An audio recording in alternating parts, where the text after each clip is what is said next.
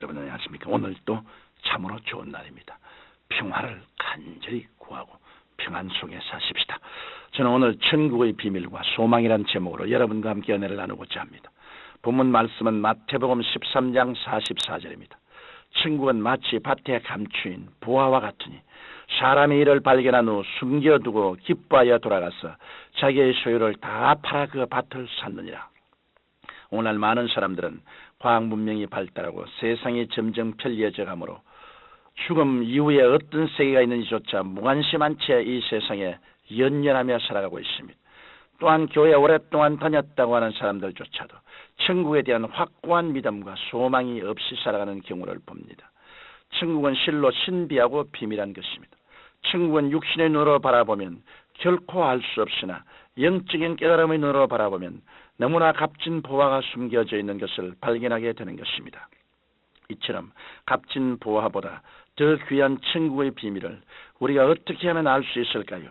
예수님께서는 천국에 대해 말씀하시기를 하나님의 나라는 너희 안에 있다고 하셨습니다. 천국은 환상이 아니라 실제적인 것입니다. 그러나 그것은 우리 마음속에 임하는 것입니다. 이에 대해 예수님께서는 누가복음 17장 20절로 21절에 하나님의 나라는 볼 수 있게 임하는 것이 아니요 또 여기 있다 저기 있다도 못하리니 하나님의 나라는 너희 안에 있나니라고 말씀하셨습니다. 이처럼 천국은 우리의 마음속에 임함으로 우리가 천국을 소유하기 위해서는 마음을 새롭게 해야 합니다. 우리가 마음속에 천국을 소유하려면 이기적이고 자기중심적인 생각을 버리고 잘못된 길에서 돌아서야 합니다. 예수님께서는 마태복음 5장 3절에 심령이 가난한 자는 복이 있나니 천국이 저희 것이며 라고 말씀하셨습니다. 우리가 이렇게 죄에 대하여 애통하며 마음을 새롭게 할 때 성령께서 우리의 심령을 점령하시고 우리 안에 천국을 건설해 주십니다. 그리하여 성령께서 우리를 죄에서 해방시키시고 이롭다 하시며 이 세상의 모든 염려와 불안을 해결해 주심으로 참된 평안을 누리게 되는 것입니다. 더불어 우리는 세상에서는 맛볼 수 없는 신령한 하늘의 기쁨을 체험하게 됩니다. 이렇게 마음속에 천국을 체험한 사람은 새로운 피조물로 변화된 삶을 살아가게 되는 것입니다. 우리가 잘 아는 찬송가 405장 나 같은 죄인 살리신 주은혜 놀라워라는 찬송시를 작사한 존 뉴턴이라는 사람은 원래 아프리카 흑인들을 무자비하게 잡아다가 노예로 팔았던 흉악한 노예 상인이었습니다. 그러던 어느 날 바다 한가운데서 풍랑을 만나자 뉴턴은 어머님이 믿던 예수님을 구주로 영접하게 되었습니다. 그는 자신의 잘못된 삶을 크게 뉘우치고 온전히 새 사람이 되어 노예 상인에서 주의 종이 되었으며 평생을 주님을 위해 값지게 살았다고 합니다. 이처럼 회개하고 주님을 믿는 자에게는 언제나 천국의 기적이 충만히 임하는 것입니다. 사람들은 인생이란 이 땅에서 한번 죽으면 그만이라고 생각하기 때문에 단순히 무엇을 먹을까, 무엇을 마실까, 무엇을 입을까 하는 데만 관심을 기울이며 감각적이고 찰나적인 삶을 살아가고 있습니다. 그러나 성경 히브리서 9장 27절에는 한 번 죽는 것은 사람에게 정하신 것이요 그 후에는 심판이 있으니라고 분명히 말씀하고 있습니다. 사람은 이 땅에서 죽으면 그대로 끝나는 것이 아닙니다. 이 세상의 삶 건너편에는 다른 세계의 삶이 펼쳐지는 것입니다. 이러므로 예수님께서 말씀하시기를 몸은 죽여도 영혼은 능히 죽이지 못하는 자들을 두려워하지 말고 오직 몸과 영혼을 능히 지옥에 멸하시는 자를 두려워하라고 하셨습니다. 그러나 예수 그리스도를 믿는 우리는 이 땅에 살 동안 그 은혜로 범사의 돌보심을 받고 살 뿐 아니라 죽음 이후에도 하나님이 계신 나라에 들어가 영원한 생명과 복락을 누리게 되는 것입니다. 사도 바울도 천국의 비밀에 대해 그가 실제로 겪은 체험을 성경 고린도후서 12장을 통하여 말하고 있습니다. 바울은 환상 중에 셋째 하늘에 올라가 말로는 도저히 설명할 수 없는 영광스러운 광경을 보았습니다. 그 낙원에 이끌려가는 체험을 하고 난 뒤부터는 육신에 거하는 것보다 천국에서 함께 있고 싶은 소망이 더 크다고 말했습니다. 그리하여 바울은 성경 고린도서 5장 1절에서 만일 땅에 있는 우리의 장막집이 무너지면 하나님께서 지으신 집 곧 손으로 지은 것이 아니요 하늘에 있는 영원한 집이 우리에게 있는 줄 아나니라고 소망의 고백의 말을 했습니다.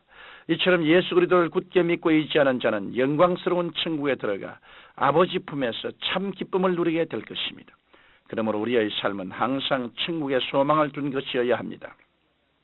우리가 천국에 대한 소망을 가지고 있으면 어떠한 고난 중에 처해도 낙심하지 않고 승리할 수 있습니다.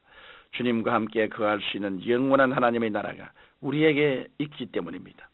그곳에는 더 이상 눈물이나 아픔이 없으며 고통이나 죽음이 없습니다.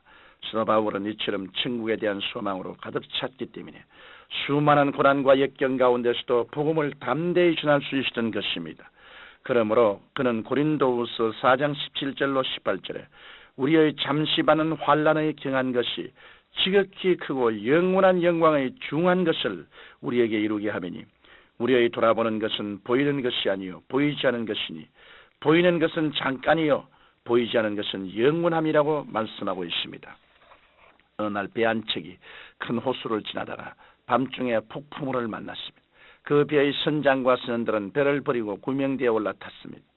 위험하고 긴 밤을 그들은 있는 힘을 다하여 폭풍과 싸웠습니다. 다음날 아침 그들은 구조선에 의해 간신히 구출되었는데 선장은 지난 밤을 회상하면서 말하기를 우리가 폭풍과 싸우면서도 희망을 버리지 않은 것은 어둠과 폭풍 사이에 불빛이 빛나고 있기 때문이라고 빛의 고마움을 강조했습니다. 그들은 멀리 해변의 인가에서 비치는 불빛을 보았기 때문에 살아야겠다는 소망을 가지고 끝까지 인내할 수 있었던 것입니다. 그렇습니다. 우리가 인생의 험한 폭풍우를 만난다 해도 어둠 속에서 빛나고 있는 천국의 빛을 바라보면 반드시 최후의 승리를 거둘 수 있는 것입니다. 사랑하는 청취자 여러분, 사람이 천하를 얻고도 제 목숨을 잃으면 아무 소용이 없습니다. 또한 우리가 이 땅에서 아무리 장수하고 부귀와 영화를 누린다 해도 영원한 천국의 소망을 소유하지 못하면 그 삶은 헛된 것뿐입니다. 그러나 하나님께서는 예수 그리스도를 믿고 섬기는 자에게는 인생의 고난과 절망도 능히 이해하시며 장차 주님을 믿는 자에게 주시는 천국의 기쁨을 지금 우리의 삶에 넘치도록 부어주시는 것입니다. 이러므로 우리는 예수님을 구주로 섬겨 우리 안에 성령으로 임하시는 천국의 능력을 가지고 날마다 승리한 생활을 해야 합니다. 여러분, 이러한 천국의 기쁨을 누리며 천국의 소망을 두고 살아가시므로 장차 하나님 나라에서 주님과 함께 영원히 기쁨을 누리시기를 예수님 이름으로 간절히 축원드립니다.